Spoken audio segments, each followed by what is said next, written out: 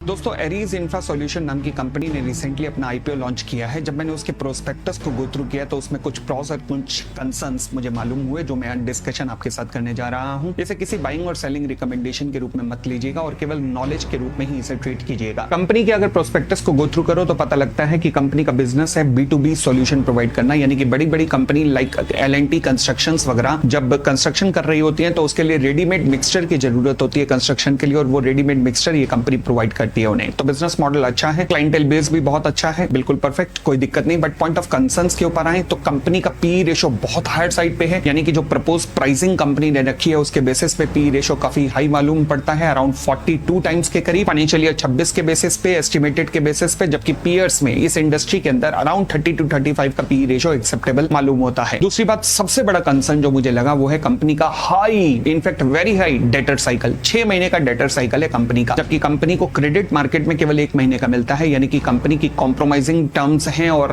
Company strong negotiating terms पे नहीं है। और इन डेटर साइकिल में भी बड़े बड़े कंपनी के डेटर्स हैं जो कि पैसा दे ही नहीं रहे, 6 महीने तक पैसा नहीं दे रहे, और उनमें कुछ बैड डेट्स भी नजर आ रहे हैं। तो ये एक मेजर पॉइंट ऑफ कंसर्न मुझे यहाँ पर नजर आया। तो ये थी इसकी स्ट्रेंथ और वीकनेस की डिस्कशन। अगेन आपको कॉल अपने एक्सपर्ट एडवाइस के बेसिस पर ही लेनी चाहिए, बट इस तरीके से अगर आप आईपीओ का एनालिसिस हमारे साथ करना चाह रहे हैं तो इस चैनल पर ट्यून रहिएगा। Thank you.